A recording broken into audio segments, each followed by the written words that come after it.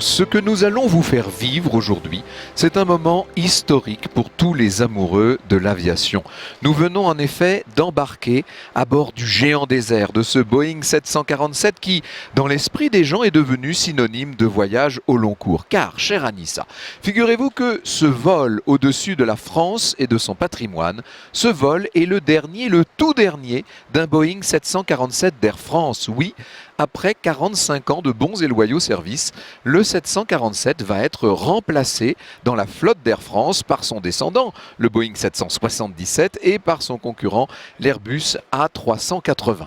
À bord avec nous, le président d'Air France, évidemment, ainsi que l'hôtesse de l'air qui a baptisé le premier 747, un ancien pilote qui a fait une grande partie de sa carrière à bord de ce Boeing, le directeur des ventes de General Electric, le constructeur des moteurs de Boeing, et puis, last but not least, celui sans qui une émission aéronautique n'aurait pas vraiment la même saveur, Bernard Chabert, qui va nous faire l'amitié de nous suivre tout au long de cette émission à 30 000 pieds d'altitude. Alors, de l'altitude, nous en avons pris tout à l'heure. Nous avons survolé Paris et c'était d'ailleurs un moment tout à fait extraordinaire puisque un rayon de soleil nous a permis d'avoir un aperçu de la capitale de tout à fait saisissant.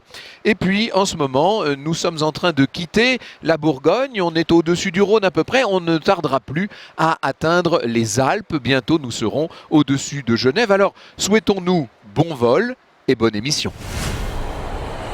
Bonjour, tout l'équipage souhaite la bienvenue à bord à toute l'équipe d'Europe 1 et d'Au cœur de l'histoire. Depuis le 3 juin 1970, Air France a transporté à bord de ces 747 plus de 250 millions de passagers. On comprend qu'aujourd'hui, nous fermons le cortège en quelque sorte. Et j'imagine que pour vous, Frédéric Gaget, qui êtes président d'Air France, vous ressentez un pincement au cœur. Oui, c'est un pincement au cœur, pas de la tristesse, mais de la nostalgie pour ce géant des airs qui a contribué pendant un demi-siècle en fait. C'est ça. À Deux générations en fait. Deux générations participer à l'histoire de l'aviation, mais aussi, je crois, à l'histoire d'Air France. Et puis c'est un moment encore plus nostalgique pour nos équipages, les pilotes, les hôtesses, les stewards. Il y a tous ceux qui sont à bord de cet avion et tous ceux qui auraient aimé y être et qui nous accompagnent par la pensée d'une certaine manière. Il y en a beaucoup qui ont servi sur ces avions. On en a vu quelques-uns au départ de ce vol. Qui sont les passagers aujourd'hui à peu près? Alors il y a à la fois des gens de la compagnie qui sont présents, des hôtesses, des pilotes, des stewards qui ont servi dans cet avion et qui nous ont rejoints pour ce dernier vol. Et puis aussi on a proposé ce vol au grand public. Et on a été inondé de demandes, plusieurs milliers de demandes pour ce vol, de gens qui aiment l'aviation, qui aiment les avions et qui voulaient donner un dernier adieu à ce géant des airs qui, de fait, Bernard Chabert le dira mieux que moi tout à l'heure, a été une vraie révolution dans le transport aérien mondial. Alors j'espère que tous ceux qui justement n'ont pas pu monter pour ce dernier vol nous écoutent en ce moment même et sont avec nous d'une certaine manière au-dessus de la France. Alors on reconnaît le professionnel Bernard Chabert, vous avez déployé sur vos genoux la carte de ce vol et on fait vraiment le tour de la France. C'est un tour de France en fait, ça va plus vite qu'à vélo bien entendu. Ça va plus vite qu'en vélo, ça va durer 2 heures et quelques. Et c'est un Tour de France qui, on passe pas tellement dans le nord, mais enfin là actuellement on est au moment où on parle, on vient de passer Annecy, on a à gauche là-bas un peu plus loin Genève. Malheureusement il y a une couche de nuages pendant le premier tiers du vol à peu près, en gros jusqu'à Marseille. Après ça va commencer, on va remonter vers Toulouse, puis vers Bordeaux, puis on va suivre la côte atlantique, traverser la Bretagne, Mont-Saint-Michel et retour à Paris. Je sais que vos fans Bernard Chabert nous écoutent aujourd'hui, mais pour tous ceux qui connaissent moins l'aviation, il faut peut-être rappeler l'essentiel, c'est la taille de ce navire, la taille de cet incroyable avion. C'est un très gros porteur. Le 747, c'est un avion qui est né déjà au début des années 60. À l'époque, les avions de long courrier étaient des avions qui transportaient 150-180 passagers, les Boeing 707, les DC-8 de Douglas. Et puis, c'était l'époque aussi des personnages un peu... haut en couleur, on va dire. Pire que haut en couleur, c'était des empereurs. Des caractériels. À l'époque, la plus grande compagnie aérienne américaine était Pan American Airways. Et Boeing était donc un énorme constructeur qui fournissait principalement les militaires américains en bombardier. C'était la guerre froide. Et donc, il y a eu à ce moment-là, les gens de Pan American, le président était Juan Trippe, un personnage à la Howard Hughes. Et le président de Boeing était Bill Allen. Et alors on va parler de Howard Hughes justement tout à l'heure, donc ça tombe bien, on va le resituer dans son contexte bien entendu. Et donc ces deux bons hommes, ces deux grands personnages qui étaient plus que sexagénaires à l'époque, avaient une passion commune qui était la pêche. Et un jour, ils ont loué le yacht de John Wayne. Ils sont allés dans un fjord à proximité de Seattle, pêcher ensemble. Ils pêchaient ensemble régulièrement. Ils étaient en train de tourner leur moulinet et ils parlaient évidemment d'avions et du gros avion futur que tous les deux envisageaient, mais sans très très bien savoir s'il était faisable pour le constructeur et s'il était exploitable pour Juan Trippe et Pan American. Et finalement, à la fin de la discussion, et toujours en tournant leur moulinet, il y a Juan Trippe, le patron de Pan Am, qui se tourne vers Bill Allen, le patron de Boeing, et qui lui dit « Écoute, si tu le fais, je te l'achète. » Et du tac au tac, il y a le patron de Boeing, Bill Allen, qui lui répond « Si tu l'achètes, je te le fais. » Ils n'ont pas signé de contrat. Ils n'ont pas signé de contrat. Et uniquement là-dessus, ils sont tapés la main. Et ils s'y sont mis, et ils sont fait naître cet avion qui est plus qu'un avion, un fait de société. Ils ont révolutionné le transport aérien, c'est ce qu'il faut dire, Frédéric Gaget. C'est que grâce au Boeing 747, à la toute fin des années 60, c'est le début de ce qu'on appelle la démocratisation du transport aérien. Non, l'idée du président de Pan Am, c'était bien une demande faite à Boeing de faire un avion plus gros. Et voilà. Et donc l'idée, c'était bien de baisser le coût pour les voyageurs et de viser cette démocratisation du transport aérien. En même temps, je me tourne vers Bernard, il y avait aussi l'idée de rendre service à l'époque à l'armée américaine. Eh oui. Puisqu'il y avait également des envois de militaires un peu à travers le monde. Oui, il y avait une dimension stratégique, il ne faut pas oublier qu'on est en pleine guerre froide, bien entendu. Il y avait cette dimension stratégique très particulière. Et puis, il y a une dimension économique qu'on a parfois tendance à oublier, c'est le transport de marchandises aussi, car bientôt le Boeing 747 va devenir un énorme cargo, un avion cargo, et ça va révolutionner l'économie mondiale, Bernard Chabert. Il a révolutionné l'économie mondiale à tout point de vue. Si on prend le nombre de passagers qui étaient transportés à l'époque de la jeunesse du 747, première moitié des années 60, on parlait de quelques millions de passagers, quelques petites dizaines de millions de passagers transportés par an par les compagnies aériennes. Je crois qu'Air France, à l'époque, devait avoir une flotte d'une quarantaine d'avions, à peu près. Et d'un seul coup, avec le 747, on a fait muter le transport aérien. Et l'an dernier, on a transporté 3,5 milliards de passagers. Et donc, on a changé le monde. Alors, avant d'aller plus loin dans l'histoire de ce Boeing 747, je vous propose de revenir sur une des figures les plus connues parmi les grands avionneurs de ce milieu du XXe siècle. C'est même la star des avionneurs, si je puis dire. C'est évidemment Howard Hughes. Je vous raconte son histoire en quelques minutes. Et puis, nous nous retrouvons tous pour continuer à évoquer la saga du Boeing 747 et nous serons notamment avec l'hôtesse de l'air qui a baptisé, je dis bien, le tout premier Boeing 747 à être jamais sorti des ateliers. Veuillez régler votre poste sur Europe 1, redresser votre siège et écouter attentivement Franck Ferrand. Merci de votre attention. Europe 1, au cœur de l'histoire. Franck Ferrand. Je vais venir dans un instant à l'histoire de Howard Hughes, bien entendu, je vous l'avais promis, mais il faut que je demande à Lorena, qui est assise juste à côté de moi, où nous sommes exactement. On fait un survol assez étonnant là en ce moment même. Exactement, alors on vient d'avoir le Mont Blanc sur notre gauche et nous survolerons dans une dizaine de minutes la barrière des Écrins. Oui, donc on est au-dessus des Alpes, ça fait partie du programme, si je puis dire. Nous sommes en train de dérouler pendant tout ce vol, ce dernier vol d'un Boeing 747 d'Air France. Nous sommes en train de dérouler le paysage français et notre si riche patrimoine. Alors, on parlait tout à l'heure de Juan Trippe qui a été le père, en quelque sorte, avec Allen, l'un des deux pères de ce Boeing 747. Il n'aimait pas, disons-le, Howard Hughes, qu'il considérait comme une personnalité énigmatique. Il le considérait même comme un excentrique. Il l'a dit clairement. C'est vrai qu'Howard Hughes est un drôle de bonhomme, un touche-à-tout, très ambitieux, qui aura totalement révolutionné l'aéronautique. Un homme étrange, surtout dans les dernières années de sa vie. J'y viens.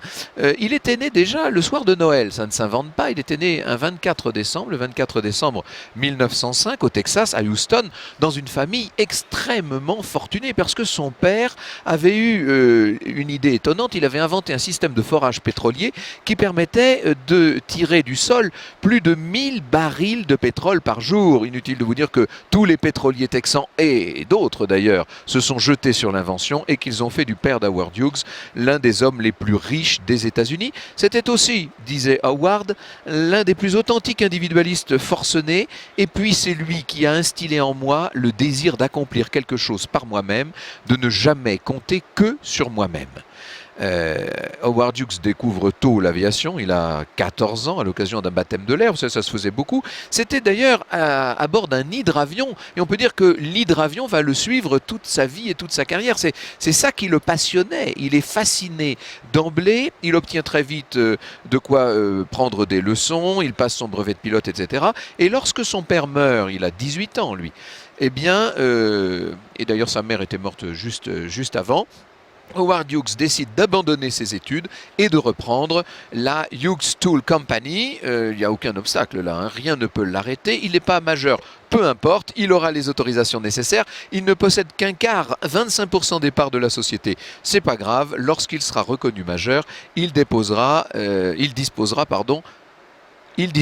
des 50% de sa mère et les actionnaires à ce moment-là deviendront minoritaires. Tout ça va s'arranger, ça fonctionne. Howard Hughes, qui marche déjà dans les traces de son père, réussit à devenir le propriétaire de l'ensemble de la compagnie. Il épouse à ce moment-là Ella Rice, une jeune femme de 19 ans, d'une très bonne famille de Houston, et il décide lui-même de quitter le Texas. Le Texas n'est pas à la mesure de son ambition. Lui part pour la Californie, il s'installe à Hollywood. Ça n'est pas un hasard car il est déjà passionné par le cinéma. En 1932, il fonde sa compagnie, la Hughes Aircraft, et il veut tout de suite que ses avions se distinguent par la vitesse. C'est lui qui dessine tout, jusqu'au moindre détail. Il ne fait pas confiance à ses collaborateurs. Il a une sorte de don. Il comprend, notamment pour réduire la résistance à l'air, il va supprimer, si l'on peut dire, tout ce qui dépasse. Jusqu'alors, les avions avaient beaucoup de boulons, de rivets, etc. Eh bien, il remplace ça par des rivets plats. Il construit un train d'atterrissage rétractable. C'est lui qui va créer le premier cockpit clos. Bref, il joue un rôle non négligeable dans l'évolution de ces avions des années 30. Reste encore à faire voler ses créations. En 1935, à bord d'un appareil, le H1, Hughes part de Santa Ana, près de Los Angeles. Il bat le record de vitesse du français Raymond Delmotte. Il atteint les 567 km/h. Il est donc à ce moment-là aviateur de l'année. Et 3 ans plus tard, à l'été 38, à bord de son Lockheed 14 Super Electra, il réalise un tour du monde en 3 jours, 19 heures et 14 minutes. Howard Hughes, à ce moment-là, on peut le dire, est très célèbre, il devient une sorte de héros, on le voit remonter, il a le droit aux honneurs de New York, il remonte Broadway, debout dans une Cadillac décapotable sous une pluie de ses papiers multicolores et de ses confettis que les Américains ont l'habitude de jeter à la face des héros. On peut lire sur des bandes d'étoffe en lettres d'or ce jour-là, honneur à Howard Hughes, vainqueur du Tour du Monde. Le Congrès va lui décerner une médaille, mais il la refuse parce que ce que j'oublie de vous dire jusqu'ici, c'est qu'il a un caractère impossible. Il fait partie de ces caractériels dont nous parlait Bernard Chabert à l'instant. Howard Hughes a fait ses débuts au cinéma. Il a produit Two Arabian Nights en 1927. Il est passé ensuite derrière la caméra pour réaliser son premier film, Les Anges de l'Enfer. Ça, c'était en 1930, avec, comme par hasard, un certain nombre de séquences aériennes. Dès lors qu'Howard Hughes est dans un projet, il faut évidemment que ça décolle, si je puis dire. Il est déjà, je vous l'ai dit, très célèbre. C'est un homme quasiment tout puissant. Il joue les Playboys. On le voit au bras des plus belles actrices, des plus belles femmes du moment. Il sera notamment l'amant de Katharine Hepburn, vous imaginez. Certains sont même prêts à annoncer leur mariage. Et pourtant, Howard Hughes affiche partout des goûts très simples. On le voit avec ses... Il est très connu pour ça. Il porte toujours des espèces de complets froissés, tire-bouchonnés. Il se rend à de grandes réceptions avec des sandales de toile. Il ne porte pas toujours la cravate, etc. Mais il n'empêche, c'est peut-être aussi cette image de l'homme extrêmement décontracté qui va faire son incroyable notoriété. Au moment où les États-Unis entrent dans la Seconde Guerre mondiale, on peut dire qu'Howard Hughes est un homme comblé et qu'il est, passez-moi l'expression, sur un petit nuage. Nous sommes actuellement à une altitude de 10 000 pieds et vous écoutez bien Au cœur de l'histoire sur Europe 1. Europe 1, 14h, 15h. Au cœur de l'histoire. Nous sommes actuellement à une altitude de 10 000 pieds et vous écoutez bien Au cœur de l'histoire sur Europe 1. Europe 14h, 15h. Au cœur de l'histoire. C'est en 1938 qu'Howard Hughes rachète la Trans World Airlines, la TWA. Il décroche à ce moment-là de nombreux contrats pour le transport du courrier postal, ce qui est la grande affaire de l'aviation, ce qu'on a parfois tendance à oublier. Il a également la concession de liaison entre les États-Unis et l'étranger, ça c'est fondamental. Ça va placer très vite la TWA au second rang des compagnies aériennes américaines, juste derrière United Airlines. Et on peut dire qu'à cette époque-là, on est en train de chercher des avions de plus en plus importants, de plus en plus grands. C'est ce qui nous rapproche, c'est ce qui nous ramène à notre affaire du Boeing 747. Une douzaine de pays déjà s'intéressent à son fameux hydravion. Je vous en avais parlé du H1. Parmi les pays, il y a le Japon qui s'inspirera d'ailleurs de ce modèle pour construire des avions utilisés contre les États-Unis pendant la Seconde Guerre mondiale. Hughes apporte des idées. Il rêve d'un appareil nouveau susceptible de transporter plus de 50 passagers, ce qui à l'époque est déjà une révolution. Il voudrait que ces passagers soient à l'aise dans une cabine pressurisée, luxueuse, qu'ils volent à une vitesse 4 fois supérieure à celle des avions DC-3 qui à l'époque transportent le public.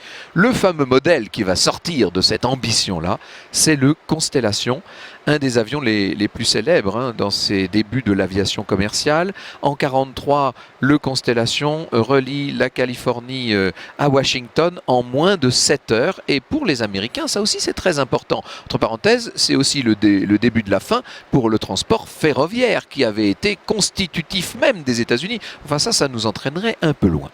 La TWA, vous l'avez compris, est en plein essor, ainsi que la Hughes Aircraft Company. En 1942, en plein dans la Seconde Guerre mondiale, et juste quelques semaines après l'entrée des États-Unis dans cette guerre, Hughes signe un accord avec la Maison-Blanche pour la construction d'un hydravion gigantesque. Et c'est ce que nous disait tout à l'heure Frédéric Gaget, c'est que dans cette course à des avions de plus en plus grands, entre des considérations stratégiques majeures, bien entendu. Il y a des volontés militaires. L'idée de Hughes, c'est de créer donc cet hydravion gigantesque qui pourrait transporter plus de 750 soldats afin de remplacer des cargos qui souvent sont victimes des sous-marins allemands à l'époque, bien entendu. Cet hydravion, ce sera le H4 Hercule, surnommé Spruce Goose, l'oie en pin de l'Oregon. Pourquoi? Parce qu'il est en bois, tout simplement. Donc c'est... Pourquoi? Parce qu'il est en bois, tout simplement. Il a 8 moteurs, une envergure de 97 mètres et il est haut comme un immeuble de 5 étages. Aujourd'hui, ça ne nous impressionne plus tellement. Évidemment, nous qui sommes à bord d'un Boeing 747, je dirais même que ça ne nous impressionne pas du tout. Mais dites-vous qu'à l'époque, ça paraît complètement invraisemblable. Le problème de cet appareil, c'est que le temps de le préparer, de le mettre en service, etc., il arrivera trop tard, si je puis dire, 2 ans trop tard. Le 2 novembre 1947, Hughes pilote seul à bord son hydravion qui s'élève à 20 mètres. C'est sa dernière grande réussite sur le plan aéronautique. Il faut vous dire qu'un an plus tôt, il a failli se tuer avec un appareil qui s'est écrasé sur le toit d'une maison à la périphérie de Los Angeles. L'appareil en question, c'était le XF-11. Hughes va prendre ses distances à partir de ce moment-là avec le monde de l'aéronautique et se consacrer à la réalisation et à la production de films. Et dans ce domaine, comme dans le domaine aéronautique, il ne laisse rien au hasard. Par exemple, pour le film The Outlaw, le banni en 1943, il n'hésite pas à exiger jusqu'à 15 fois la même scène. C'est-à-dire qu'on rejoue dans une même journée 15 fois la même scène afin de mettre au mieux en évidence la poitrine plantureuse de sa jeune actrice qui n'est autre que Jane Russell.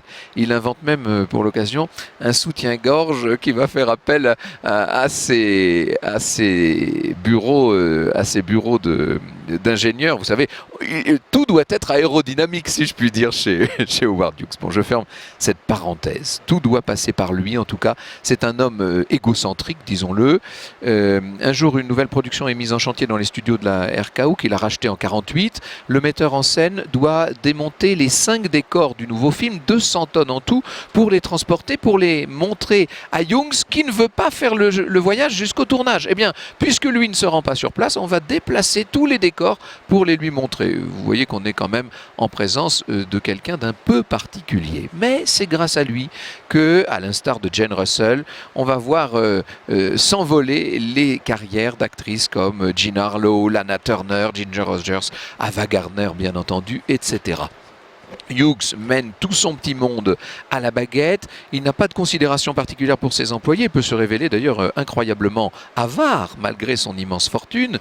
Par exemple, on l'a vu demander à un homme avec qui il négociait un contrat de le rappeler avant 18h parce qu'après cette heure-là, on passait au tarif de nuit. Oh, je pense qu'il y avait beaucoup de pauses dans ce genre d'attitude et de posture. Mais enfin, ça vous donne une idée du personnage. Depuis 1946 et depuis l'accident d'avion dont il garde des séquelles, Howard Hughes a tendance à user et à abuser de la codéine. Il se drogue pour calmer ses douleurs. Il va se montrer à partir de là de moins en moins public. Il faut vous dire qu'il va développer une phobie terrible de tous les microbes, de toutes les saletés, etc. Qu'il a besoin de vivre littéralement en chambre stérile. C'est quelqu'un qu'on ne voit plus, qui vit intégralement reclus à partir de 1966. Il vit dans un hôtel de Las Vegas, puis dans un hôtel d'Acapulco au Mexique. Alors, pour communiquer ses ordres à tous ses assistants, qui d'ailleurs sont tous choisis au sein de la secte des Mormons, c'est les seuls en qui il ait confiance, eh bien, il est obligé de passer même par le téléphone.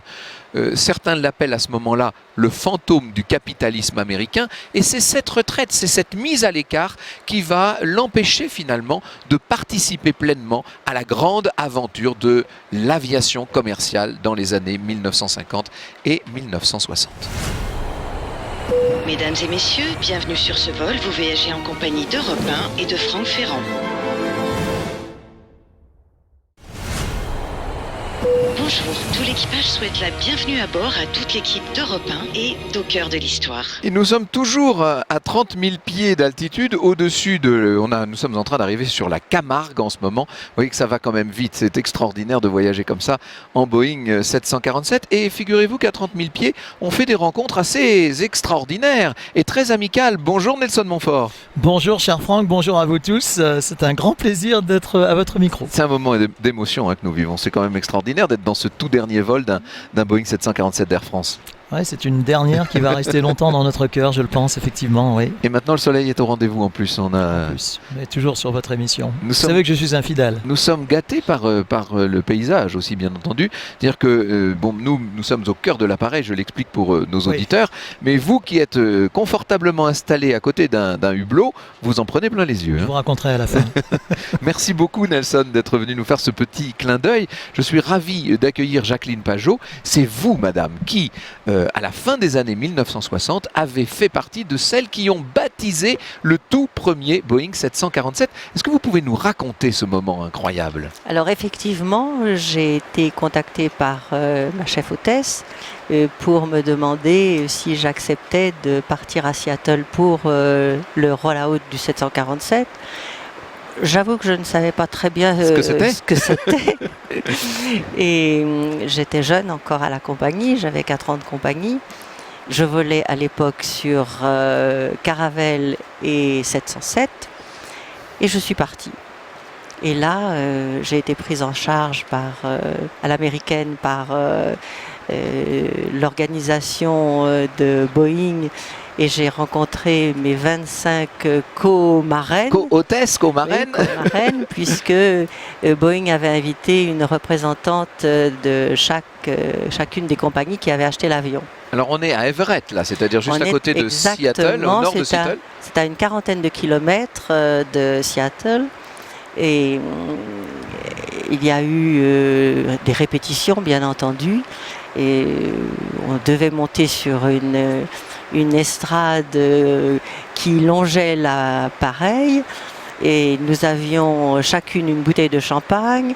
Il fallait à 1 prendre la bouteille de champagne, à 2 la balancer par l'épaule et à 3 taper sur l'avion. Et bon, on avait fait ça plusieurs fois. Et puis après, le jour J, nous étions toutes devant les hangars, et à côté du président Allen. Et puis d'un seul coup, les portes du hangar se sont ouvertes, très lentement, et très lentement est apparu le nez de l'avion. Incroyable. Le nez de l'avion, le fuselage avec une jolie bande rouge sous les hublots et tous les logos des compagnies sont apparus sur le fuselage. Les Américains ont le sens du spectacle, hein, ça tout devait à être fait, un moment. tout à fait, c'était très émouvant et j'ai regardé Monsieur Allen. Et Monsieur Allen, qui n'était pas très très jeune à l'époque, regardait cet avion sortir du hangar comme si c'était un père de famille qui assistait à la naissance de son premier-né. C'était vraiment extraordinaire. Et cet avion, il était d'une taille tellement inhabituelle que vous deviez tous être quand même assez sidérés. On était sidérés, mais les gens qui étaient là, il y avait à peu près une dizaine de milliers de personnes qui avaient été invitées. Et tout le monde était sidéré, tout le monde a applaudi, c'était vraiment une fête extraordinaire. Et l'avion s'est donc posé devant nous.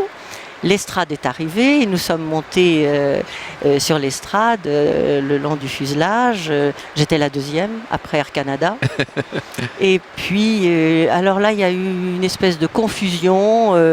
Quand on a entendu on a cru qu'il fallait prendre la bouteille. Ah oui, en fait, c'était une répétition et tout le monde n'a pas compris. Et je crois que, d'après ce qu'on m'a dit après, puisqu'il y a eu un film tourné, j'étais la première à taper avec ma bouteille. C'est donc bien vous qui avez baptisé le Boeing 747. Je crois que oui.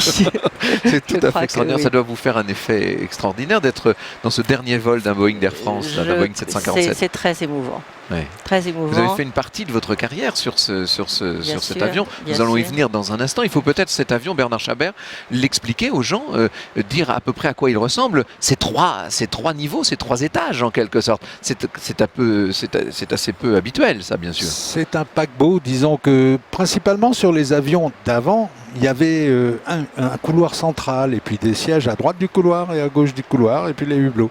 Et sur celui-là, il y a deux couloirs, il y a une rangée de sièges au milieu, il y a une rangée de sièges à gauche, une rangée de sièges à droite et puis il y a une hauteur sous plafond.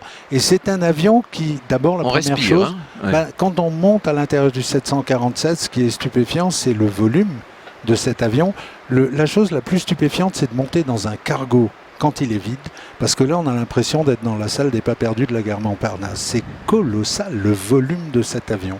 Et à l'époque en plus, venant du 707 ou voire de la Caravelle, ça devait être quelque chose des très grandes soutes, il faut le dire. Oui. Il y a donc cette gigantesque cabine cloisonnée, etc. En fonction d'ailleurs des aménagements, parce que chaque compagnie fait ses propres aménagements. Il y a un décorateur pour Air France, là en l'occurrence, bien entendu. Bien sûr, chaque compagnie a son décorateur, mais au départ, dans la genèse de l'avion, un grand décorateur américain de l'époque, M. Del Giudice, avait rêvé le 747. Il avait même mis une salle de cinéma à l'avant avec des gradins en descente, parce qu'il est tellement grand qu'on pouvait se permettre ce genre de choses. C'était l'avion de tous les délires. Pour les voyageurs de business, on prend le petit escalier qui mène dans une sorte de cabine annexe qui, elle, est au-dessus de l'autre et qui donne sur le cockpit. Donc le cockpit est très en hauteur, c'est assez étonnant.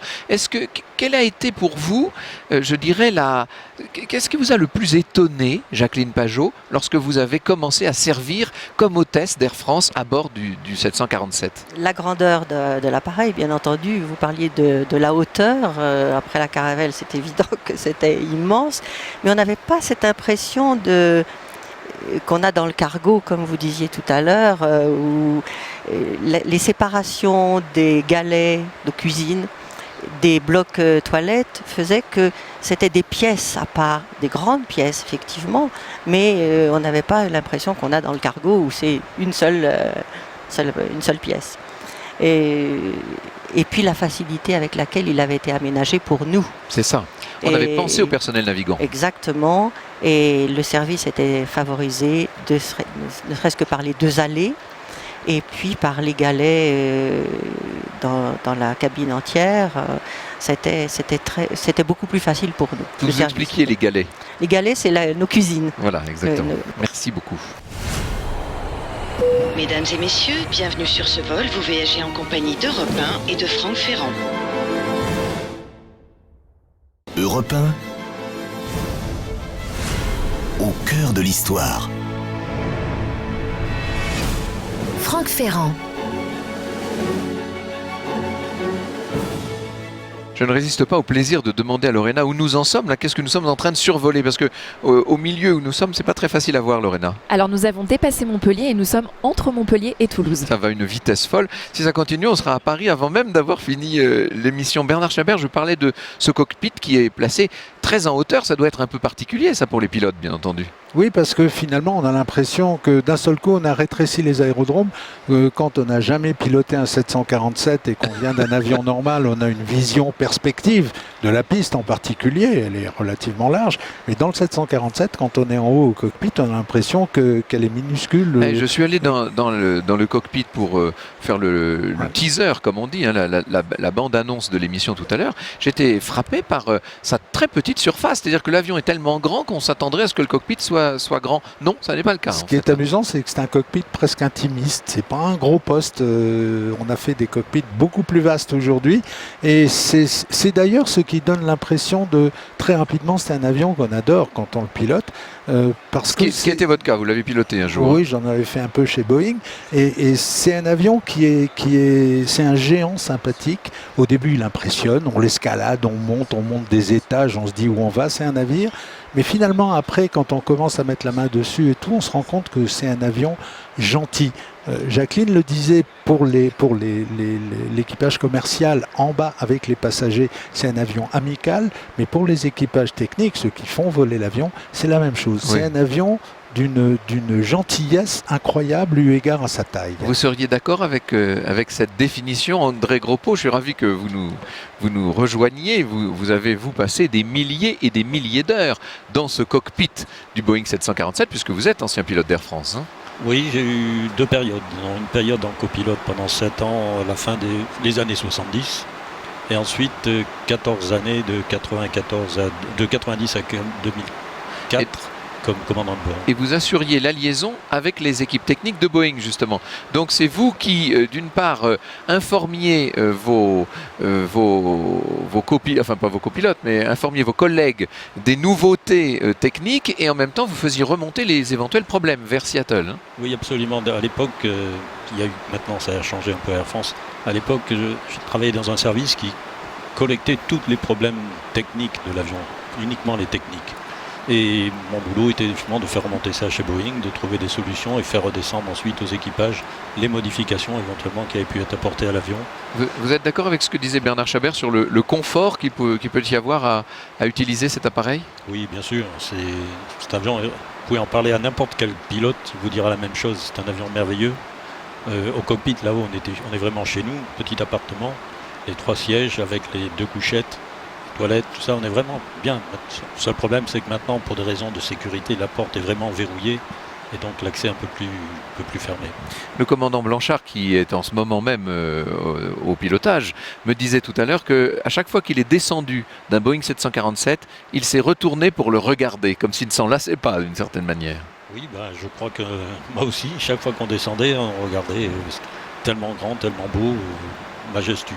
Oui, majestueux, c'est une sorte de pachyderme aéronautique, on peut dire, Bernard Chabert, et en même temps d'une très très grande précision. Vous savez, moi qui aime bien le cirque, je sais à quel point les éléphants de cirque sont capables de faire des mouvements au centimètre près. C'est un peu la même chose avec le Boeing, hein, finalement. Pachyderme, c'est presque un terme qui le desservirait. C'est vrai que sur le dimension, etc., mais moi je préfère dire que c'est un géant. Oui. Il est géant dans tous les sens du terme. Et puis il ne faut pas oublier quand même que cet avion a changé le monde. Parce qu'avant, pour voyager, ça coûtait cher. À partir de l'arrivée de cet avion, pratiquement n'importe qui sur Terre a pu rêver et surtout réaliser ses rêves d'aller de l'autre côté du monde pour voir comment ça fait. C'est l'avion qui nous a transformés, qui a transformé l'humanité en une espèce voyageante au plus large sens du terme. Et qui en même temps, Jacqueline Pajot, a dû modifier la façon de voyager. Car lorsque les avions étaient beaucoup plus petits et l'aviation réservée à une élite, il y avait évidemment dans la façon de voyager un certain chic qui peu à peu, disons-le, s'est perdu quand même. C'est-à-dire qu'on a vu arriver tous les publics dans l'avion. Absolument, tous les publics, mais des passagers au début surtout très enthousiastes de voler sur cette machine qu'ils découvraient qu'il visitait. À l'époque, la visite du pont supérieur, c'était un must. Évidemment.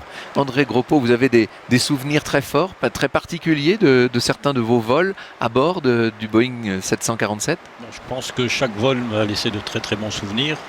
Problème technique, j'en ai pas vraiment connu de majeur, encore que de toute manière l'entraînement fait qu'on est prêt à y faire face. Non, je n'ai vraiment eu que de très bons moments. Rien de particulier au niveau de passagers.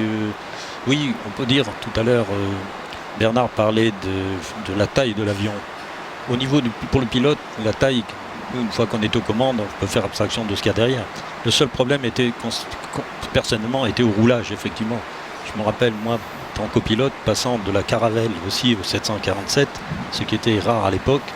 La première fois que j'étais à New York, comme on disait qu'il fallait rouler là-dedans avec la neige et tout sur des taxiways dont on voyait à peine les lampes, c'était plus cette partie-là qui me posait problème que le fait de décoller l'avion ou le voler avec les problèmes techniques auxquels on peut avoir à faire face. Ce qu'il faut dire, c'est qu'il y a une sécurité toute particulière liée aux 4 moteurs, aux 4 réacteurs. On va venir d'ailleurs à toutes les considérations techniques dans un instant, parce que cet avion a été une révolution culturelle, mais il a d'abord sans doute été une révolution technique. Nous sommes actuellement à une altitude de 10 000 pieds et vous écoutez bien Au cœur de l'histoire sur Europe 1. Europe 1, 14h, 15h. Au cœur de l'histoire. Mesdames et messieurs, bienvenue sur ce vol. Vous voyagez en compagnie d'Europe 1 et de Franck Ferrand. J'ai mon propre copilote pour ce vol très spécial d'aujourd'hui, c'est Lorena Martin, qui peut nous dire sans doute où nous en sommes. Qu'est-ce que nous sommes en train de survoler en ce moment, Lorena ? Alors nous sommes au-dessus de Gaillac, au nord de Toulouse, et nous serons à Toulouse à peu près dans une dizaine de minutes. Formidable. Et après, on va voir survoler le vignoble bordelais. Et ce que nous attendons tous, c'est évidemment la côte atlantique, et puis la Bretagne, le Mont-Saint-Michel tout à l'heure. Il va y avoir du monde au hublot, à mon avis, et les plages de Normandie, etc., avant de réatterrir à Paris. D'ailleurs, c'est assez rare de décoller d'un aéroport, de faire plusieurs milliers de kilomètres en vol et d'atterrir dans le même aéroport, Bernard Chabert. Vous avouerez que c'est pas banal. Ouais, ça fait partie du privilège qu'on peut aujourd'hui déguster, parce que ça se déguste. Un dernier vol comme ça, c'est quand même un moment fascinant. Oui. Vraiment fascinant. C'est d'une certaine manière, c'est un passage de relais aussi, on peut dire ça, Frédéric Gaget. Vous êtes le président d'Air France, je le rappelle pour ceux qui nous rejoindraient. Vous allez bientôt passer la main, si je puis dire, puisqu'il n'y aura plus de Boeing 747 dans la flotte d'Air France. Il en restait 3 jusqu'ici, c'est ça ? Il en restait 4 et 4, c'est oui. Les tout derniers qui partent aujourd'hui. Voilà. Donc il a été remplacé déjà par des avions de grande taille, comme vous le disiez tout à l'heure. C'est le 777. Construit par Boeing, et c'est le 380 construit par Airbus, qui sont les plus gros avions de notre flotte et qui sillonnent le monde avec nos 60 millions de passagers chaque année. Incroyable. Et je rappelle ce chiffre que je donnais pour ouvrir cette émission en vol. 250 millions de passagers sur les Boeing 747 d'Air France depuis l'ouverture, depuis le tout premier vol qui était le 6 juin 1970. L'histoire. Voilà, 45 ans, presque 46 ans d'histoire. Alors, nous a rejoint Francis Drian, qui est le directeur des ventes de General Electric. C'est vous qui fabriquez les moteurs de ce monstre. Bonjour, oui, tout à fait. On fabrique ces moteurs, en tout cas les moteurs sur lesquels nous volons aujourd'hui, c'est le moteur CF6 qui en fait lancé l'activité commerciale de General Electric dans les années 70.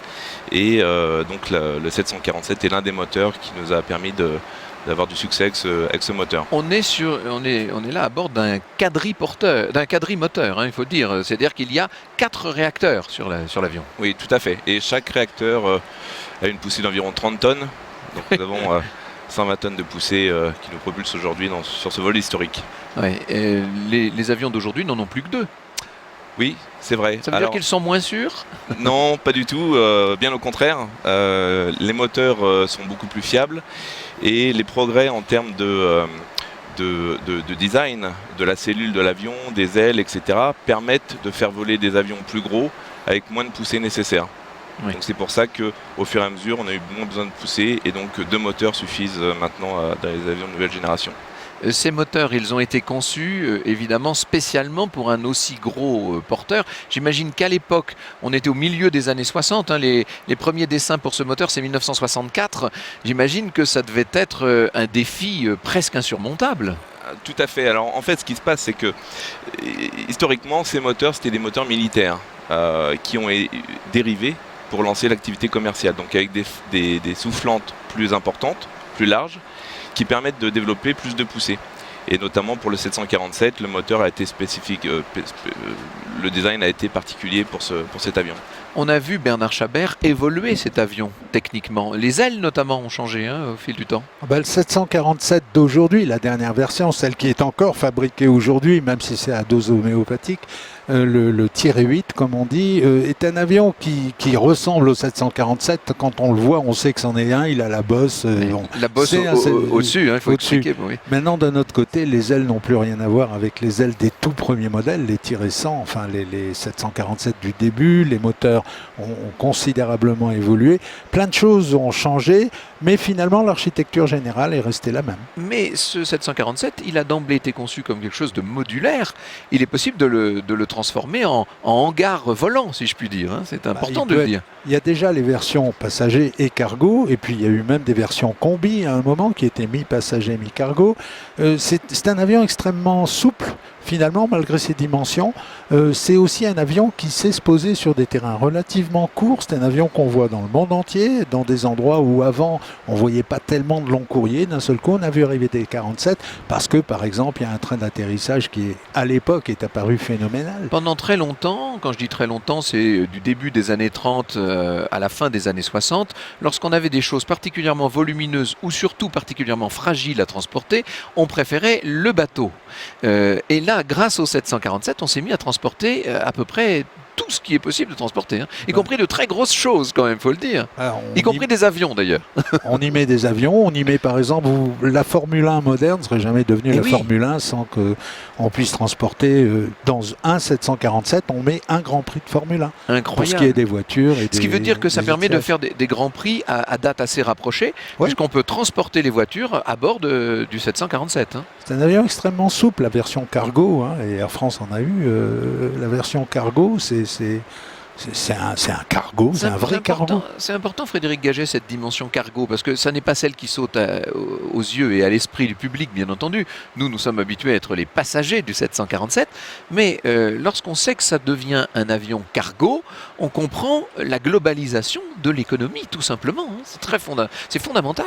Alors, il y a eu deux facteurs qui ont aidé à ça. Le premier, c'est que c'était la taille de l'avion, qui permettait d'emmener des cargaisons et des poids très importants. Et le second, ça a été ensuite le nez ouvrant, donc qui lui permettait de faire rentrer dans la carlingue des objets d'une taille très très très importante. Et ça, c'est permis par le fait que le cockpit est repoussé assez haut et assez en arrière. C'est pour ça que dès le début, dans le dessin de l'avion, le cockpit avait été placé tout à l'avant, mais extrêmement haut sur le fuselage, donc pour permettre la rotation de cette porte de nez, en fait. Que l'on charge comme on chargeait les bateaux. Qu'on chargeait un peu comme les ferries, si vous voulez. Les ferries, voilà. D'ailleurs, sur les ferries, Bernard, il y a eu des 747 cargo qui avaient permis à un producteur de voitures, français d'ailleurs, Peugeot, qui avait des usines en Afrique et qui rapatriait tous les jours un certain nombre de voitures. Et il avait rendu possible cette activité de délocalisation d'une partie de son activité de production, précisément parce qu'il y avait la possibilité de ramener rapidement ce qui était produit ailleurs.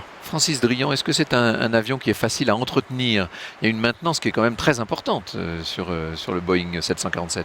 Alors, comme dans tous les avions, la maintenance est un élément très important pour la sécurité et la longévité de l'avion.